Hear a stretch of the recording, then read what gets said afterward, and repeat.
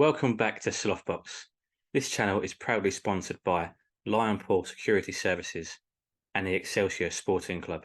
Welcome back to Slothbox. I'm Lyndon Dixon, and today I'm joined by former British welterweight champion Chris Jenkins. Chris, how you getting on, mate? I'm all right, mate. Before I was in work this morning, home, quick chat with you, do the school run, and then down the gym tonight then. Perfect. Well, looking back, I want to go right back to the start. You started boxing age 12, and correct me if I'm wrong, you sort of got into it when you went with your mum to pick your little brother up from the gym, and it started from there. But you got the boxing bug then. But when did you know that boxing's the career for you? Because you've done it since. Yeah, you know, I've done it for 12, I'm 35 now, so that's 23 years. I really don't know. Basically, what it was, my mum was walking up to go to get my older brother because he started. And then I went along, and then the next time I ended up doing it. And the area where we were from, there was nothing to do. Either way, you end up being naughty or you get to the gym. So I went to the gym. I had not behavioural issues, but I did behave in school. I was very hyper. So I just kind of fell in love then, and the rest was history then. I think I had a fight within the first couple of weeks training. I was straight in the ring having a fight. But from then on, like we say, you got the boxing bug, you fell in love, but just what you did in the amateurs alone, loads of Welsh senior titles, fighting internationally, winning titles internationally, representing your country on a world level. Just how much did the amateurs mean to you, winning all that stuff, and how much did it put you instead when you did turn pro? I gotta say, like, I gotta thank my father. You know, without him, he was giving me all his last money to get me back and forth to the gym in Cardiff and stuff. But then a good man named Tony Williams, the former Welsh team coach, he backed me from the age of 17, where I went to my first Commonwealth Games, and they were all against me going because I was so young. But, you know, Tony Williams backed me. I said, this kid, give him a chance. And granted, I lost against the champion from, I think it was Manchester, the one before. Yeah. He was the gold medalist. I lost to him, so there's no discredit in my performance. I lost to a champion, you know, but and then I just love boxing. It's strange how to. I didn't want a girlfriend. I didn't want to go out. I didn't have mates. I was school, home, gym. That was my routine. And then obviously I met my wife now, and I turned pro. Before then, I don't know, mate. I'm that old, I'm forgetting. But from then on, like you say, you dedicate yourself. You didn't want the social life, the misses and stuff like that. You was dedicated, in love with boxing almost. But you make your debut, you're knocking people out. But by the time you're 13 and 0, you've got your first title, the WBC International. Did it feel like all of that graft and all of the times people had doubted you, when you won that belt, did it feel like it paid off a little bit? I go and say when I won prize fighter, to be honest with you. Yeah. That was when myself, my wife, and the people around me knew, well, he's serious about this, because I think I boxed a bit before that and I got a cut on my eye, and we were questioning whether we were going to win it. I wanted to win it, but my manager at the time was like, oh, and I said, no, give me the opportunity.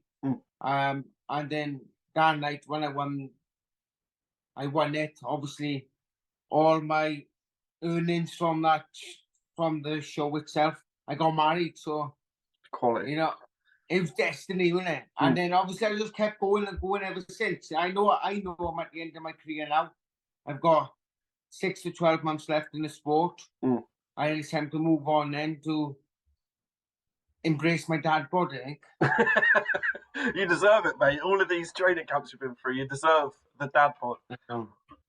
But yeah, fast forward to now. You mentioned there's been a hell of a journey. You're 23 wins, 7 losses, and 3 draws. Some cracking nights in there. at all different stages. But would you say winning that British welterweight title was the highlight in there? Most definitely. I'd have gone for it. I think it was 2015. I had two good fights with Tyrone Nurse. I dropped him in one of them. I thought I won it, but I lost. I split up with my former coach. I left my former manager. I got signed with Mark Moe Pryor, and I moved from the gym I was at to Gary Lockett in Cardiff. And the work that Gary put into me, he showed me what I was doing wrong. I'm quite tall, and I was always going in head down, ass up, and just swinging. So he got my boxing back on form. But I had a warm-up fight in Newport Neon, some nightclub it was. I had to make championship weight, and then I was going to fight Johnny Garton as a voluntary defence. Yeah. That's how it all came off. So I won that fight. Next thing you know, I was fighting Johnny Garton in Royal Albert Hall, thinking, third time lucky, come on. Me and Gary, we put the work in, my strength and conditioner, Joel, we put the work in, and I executed the perfect game plan that night. And it shows how much it meant to myself and my wife, because we were crying having an interview. I just couldn't believe it. And then coming home to my children then with the belt, they were like, wow,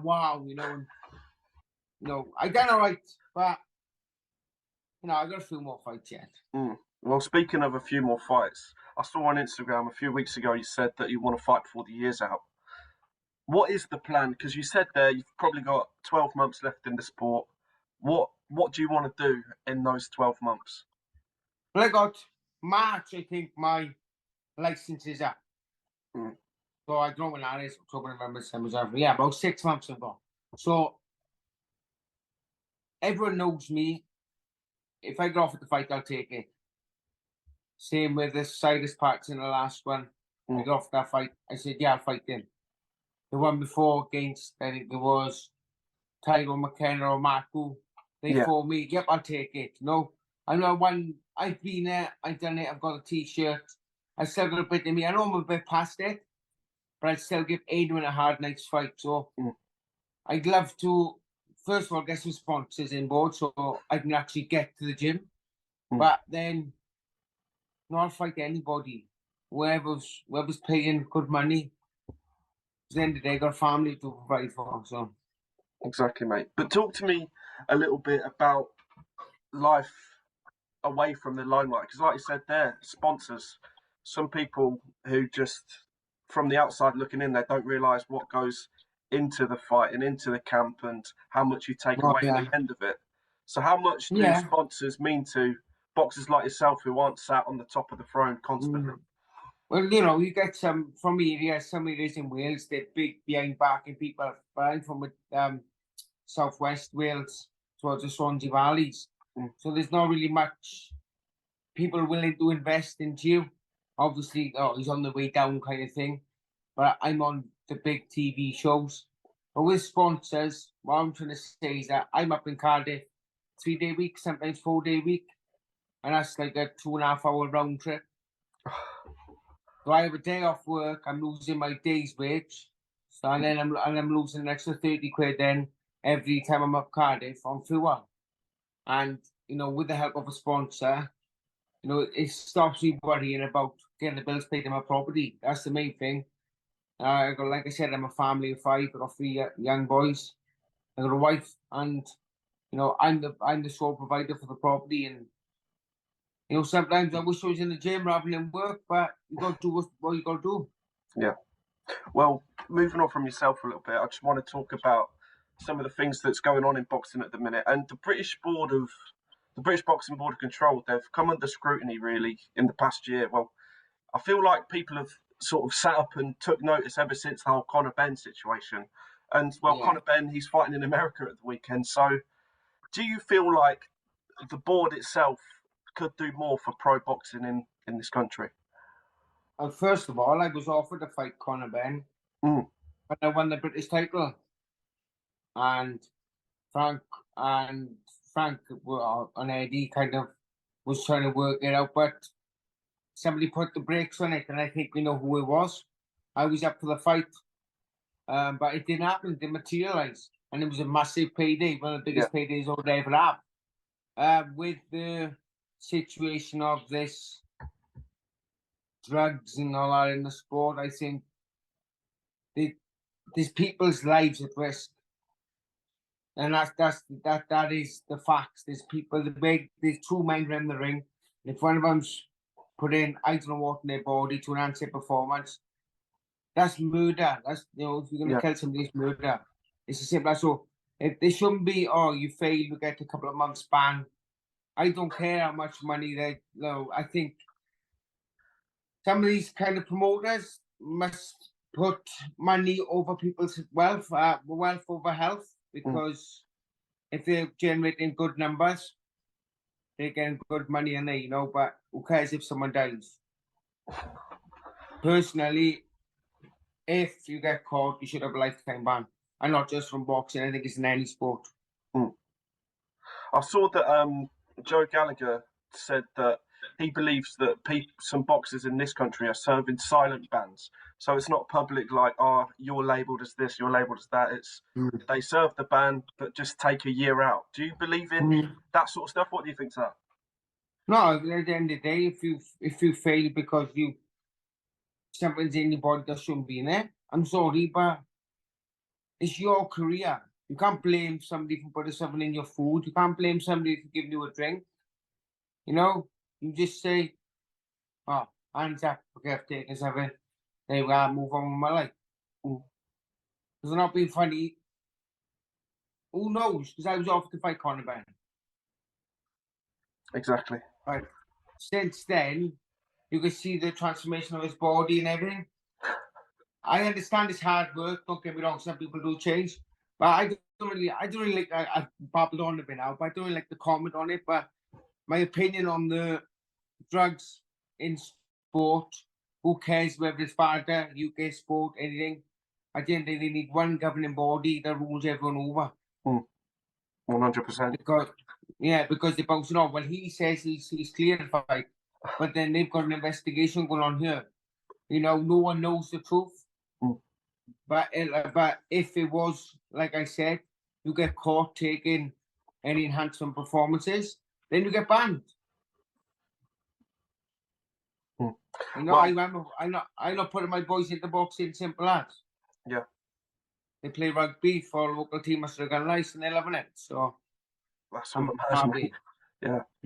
But moving on from Conor Ben, looking at the welterweight scene division on a whole at the minute, it's on fire. You look at Crawford, and he's really sat at the top at the minute. But even domestically, Josh Taylor's just moved up to the welterweight division. I was just wondering though, how far do you think he can go in that division? Because you got Crawford. I mean, we'll talk about him in a minute, whether he's going to fight at 147 again.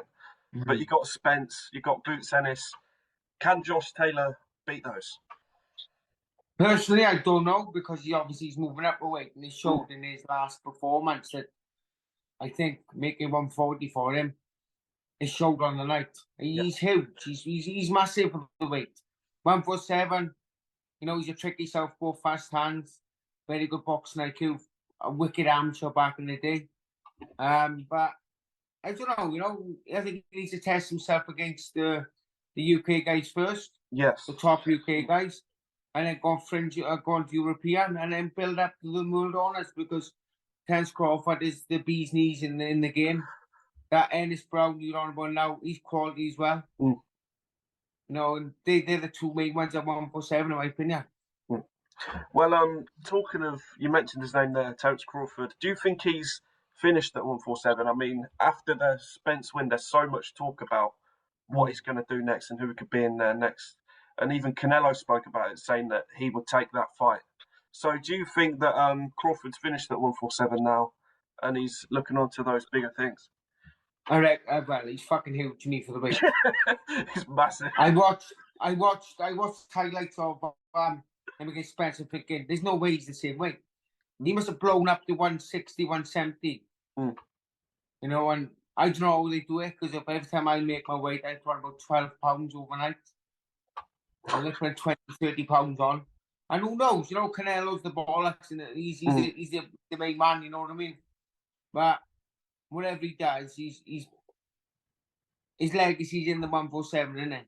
Mm. And he's going to be remembered for the 147 welterweight unified world champion, the fight against Spence, so we basically beat him up. But whatever he does, good luck with him. I wish I had his bank account. Well, back to you, mate. You mentioned legacy there, and it perfectly brings me on to my next question. I was just wondering, you've done so much in the sport, both for Wales and just for yourself, but how would you like to be remembered in the sport of boxing? Someone who never gave up, fight anyone. Mm. You know what I mean? And that was really it. I've always been respectful to my opponents. And just somebody who never gave up and took on a challenge. You know, I wouldn't worry about protecting my own. There's too many fighters out there these days looking at protecting their own. And I just think, fuck it, and just go for it. Mm. But yeah, mate, it's last question from me. It's been an absolute pleasure so far, but we spoke now. Your license runs out in March, so what happens after that? This time will tell, but where do you see yourself come the end of the year? Do you reckon you'll be able to get one more fight in? I'm hoping to have one fight and then maybe have a fight in Wales, because I don't really box at home. I'm always on the road. Mm. So I'd love to have a fight at home in Wales, whether it's for a Welsh title. I've won it as an amateur a couple of times, so it would be nice to win the Welsh belt. But I don't really know, mate. I'm just taking it one day at a time. Like, I'm working most days. I'm managing up the gym once a week. Mm. And I'm training a lot on my end in a local gym in ISO Fitness, the gym down the road. My buddy owns it, and he lets me go down there free of charge. I'm on the bags most days down there. I'm on the road running. I'm down at the gym there. So, you know, we'll see. We'll see. But I'm not done yet. Everyone thinks I'm retired. And then lately, people think I've got a fight coming up because I'm training so much. So, you can't win, can you? No, mate, you can't. But anyway, like I said, mate, it has been an absolute pleasure to speak to you. I've been Lyndon Dixon. It's been Chris Jenkins, and we will see you on the next one. Pow!